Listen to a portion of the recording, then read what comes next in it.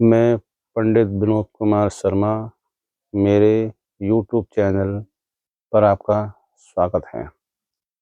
आज हम देखते हैं विवाह में बाधा क्यों आती है या स्त्री सुख में बाधा क्यों आती है। विवाह हो गया है तो वैवाहिक सुख में बाधा के क्या कारण होते हैं। यहाँ पर 2 कुंडलियों के माध्यम से हम समझते हैं। पहली कुंडली में यह पुरुष की कुंडली है, दोनों ही।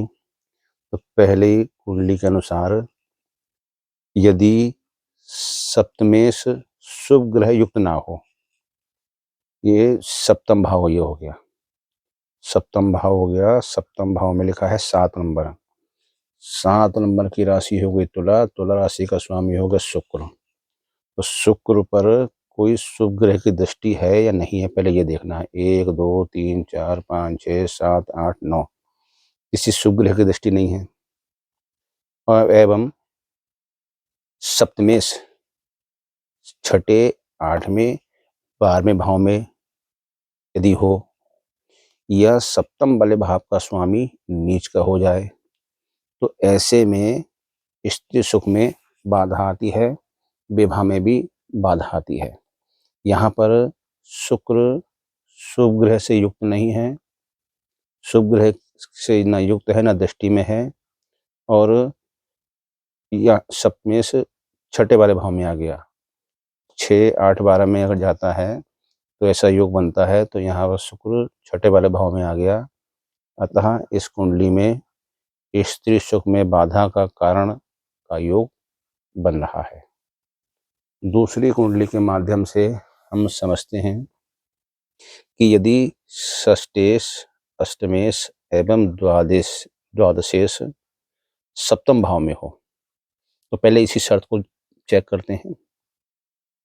ये हो गया कुंडली का छठा भाव, ये हो गया कुंडली का 8वां भाव, ये हो गया कुंडली का 12वां भाव। कहा कि षष्ठेश, अष्टमेश या द्वादशेश यदि सप्तम भाव में हो, तो यहाँ पर 10 नंबर लिखा है। 10 नंबर की राशि हो गई मकर, मकर राशि का स्वामी होगा शनिदेव। तो यहाँ शनिदेव बैठे हुए हैं सप्तम भाव में। तो पहली इस सूत्र की पहली शर्त इसमें लागू हो गई। यहाँ पर अष्टम वाले भाव का स्वामी शनि यहाँ पर बैठे हुए हैं, और उसमें शुभ ग्रह की दृष्टि ना हो। शुभ ग्रह की दृष्टि,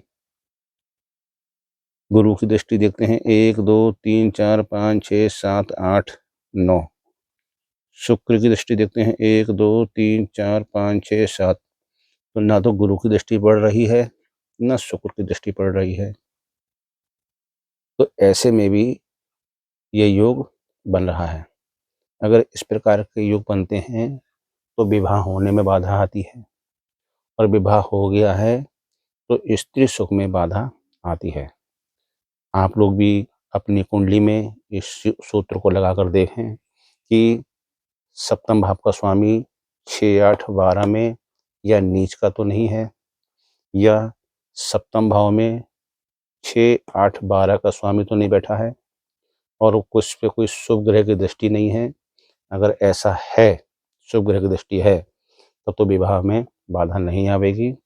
लेकिन अगर शुभ ग्रह की दृष्टि भी नहीं है और सप्तम भाव का स्वामी 6 8 12 में 12वें भाव में बैठा है, तो ये योग बनता है।